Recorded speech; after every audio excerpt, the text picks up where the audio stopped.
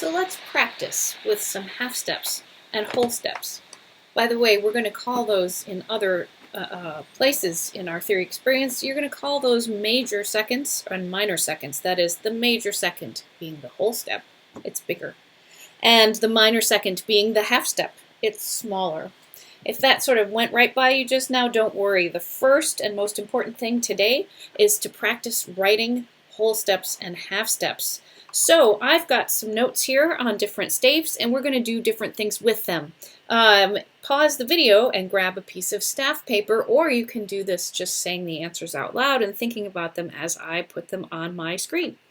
So let's first talk about half steps, and let's talk about diatonic and chromatic half steps. Diatonic use different letter names. D for different, how about that? Chromatic half steps are respellings of the same letter name. They're different shades of the same color. So F, what would the chromatic half step above F be? It would be the same letter name but with a different accidental. So that would be F sharp. And okay, pen, there we go. We want it to be thin, so hey there. So there's a chromatic half step above F, F sharp. It's a same letter name. But if I wanted to say, no, let's write the diatonic half step above F, I need a new letter name, the one that is next up the scale. So it's going to be some kind of G. Now think about this. You learned in the previous video that the only places where there were naturally occurring half steps were between E and F and B and C. Is this an E and F or a B and a C? No. So this is a whole step already. So we need to get this second note to be closer, lower to that first note. We need it, instead of being a whole step, we need it to be a half step. If we give you these kind of examples, you can't change the first note that's given. You can only change the note that you are writing. And so that means I need to make this G a lower kind of G, and I say G flat. Okay. Well, let's go to this next one and say I want to write a diatonic half step above A flat. Oh my goodness. This one's going to take a few steps. Let's think it through. First of all, if I had, there's a couple ways we can do this. If I pretend this A flat is not there, and I wanted to write a half step above A, I would need to write a B flat above A. By letting the A flat be there, it's now gotten a little bit bigger. The distance between them is wider, just slightly, because the A went down to A flat. So now I have a whole step, but I said I wanted a half step. Oh my goodness, how am I going to get that half step to be there? I'm going to move this little guy over a little bit. Well, I had a B flat, but I need to go yet closer to that given A flat note, so I'm going to have to squish it down with a B double flat. Now we have a diatonic half step above A flat. Well, if you don't like your double flats, or you're allowed to make it a different option, then we say, what about a chromatic half step above A flat? Well, that would be A natural. Look at how I make that natural sign. There it is. Okay. Great. Let's move on to this next one. I would like to write a chromatic half step above B. Well, take the B and add an accidental to it. B sharp. That's the chromatic version of the half step. Now let's get rid of it and let's make it the diatonic version of the half step. Half step above B diatonically is one of our naturally occurring half steps. It's the C right there. Great. Okay, let's do one more here. Let's take this E and let's write a diatonic half step above it. Oh, great. That's the other naturally occurring half step. And so I can just write F, and it automatically is a half step. If you play those two notes on the piano, you will see that those two keys have no additional key between them. They are adjacent to each other. They're next to each other, half steps. Absolutely. Okay. Now we're going to practice writing some half steps below some pitches, below, because sometimes writing things below a given note, I don't know why it seems a little less intuitive, but it's something people often struggle with. Okay, here's a D flat in bass clef, and so we're going to write a diatonic half step below it.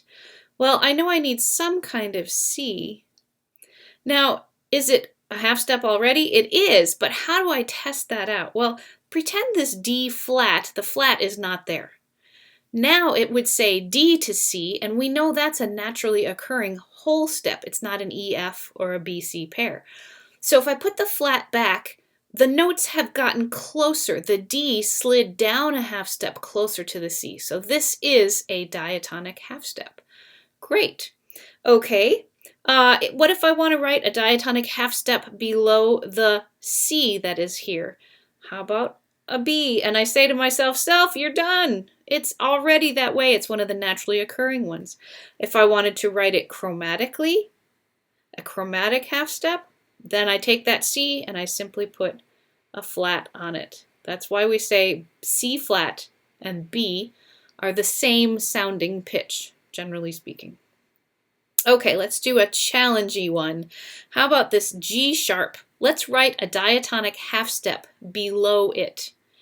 We know we need some kind of F, but we're going to have to really think about this one. Okay, now's the time to use our same accidental rule to sort of help sort this out. G sharp and F together look a little crazy to me. So I just ignore the sharp for now, and I say, well, F to G, that's a whole step. So F sharp to G sharp would also be a whole step. They both have the same raising, so they are both still a whole step apart, but I need them to be a half step apart. I've got to get that F closer to the G sharp. How am I going to do it? Well, here's how. Oh, I just erased a little bit. Here's how I'm going to do it. It was already F sharp and it was not high enough. Make it higher. Use a double sharp. Okay, that's that one. All right, let me do a little quick erasing here, and we're going to use these bass clef ones for some whole step practice, and then we'll get into some other clefs as well. Okay, let's practice a whole step above D flat. Well, the same accidental rule will work really well. If I know that D to E is a whole step, then D flat to E flat is a whole step. C to D, that's one of my naturally occurring whole steps. Great. Let's write a whole step above G sharp. Well, if G to A is a naturally occurring whole step, G sharp to A sharp is also a whole step. Can you write B flat here and count that as a whole step? No, you can't. It has to be spelled with the next letter name, G to A. You can't skip over a letter name. All right, let's do B flat a whole step above it. A whole step above B flat is some kind of C. Well, think about this. B to C with no B flat there. That's a naturally occurring half step. Add the B flat and the B, that note has pulled lower. It's pulled away from the C, and so now we have a whole step. Great. Oh, let's do it and practice with some alto clef here. Let's write a whole step below this alto clef note. You have to figure out what note that is, and if you're still practicing alto clef, I understand. That is a D, and I need a whole step below D. That would be a C. All right, what note is this? That's right, it's a G. So what is a whole step below G? F. Okay, let's write a whole step below this note, F sharp. So a whole step below it is some kind of E.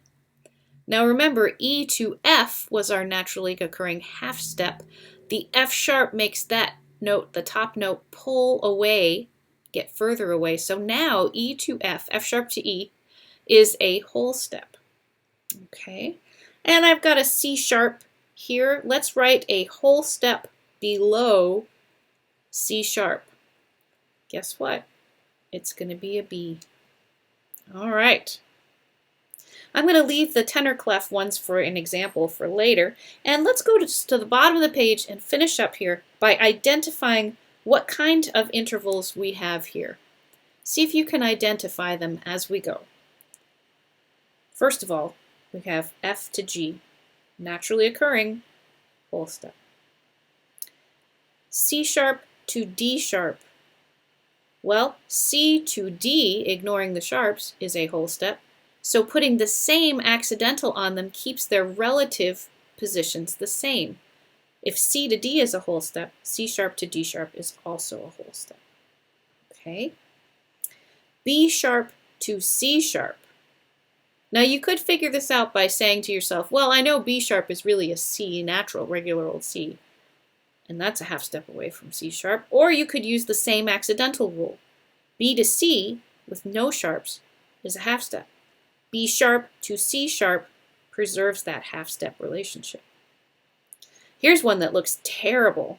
Why did I write an extra little note at the end of it? I don't know. It looks terrible that way. Now it looks better. G double flat to A double flat. Now before you snap your pencil in half and run away screaming, remember the same accidental rule. Take away the double flats on both notes and you have G to A as a whole step. Putting the same double flat accidentals on both keeps the same relationship. Okay, great. Go to bass clef, B to C, naturally occurring, half step. A to B, naturally occurring, whole step. Oh, this one does look terrible. F double sharp to G sharp. So you could take off a layer of accidentals. I'm going to do it over here. Let's pretend it's just a G and take off one layer of that F double sharp. Take away one of its sharpnesses. Now I have F sharp to G, and maybe by now that's starting to look like a pretty good half step to you. So adding these accidentals back again, sharping both notes, means that we preserve the relationship that's already there, half step. Keep working on practicing your half steps and whole steps because we're going to join those simple little blocks into something much more important, major and minor scales and keys. Follow the next video in the column module and you'll find some things to sing that relate to whole steps and half steps.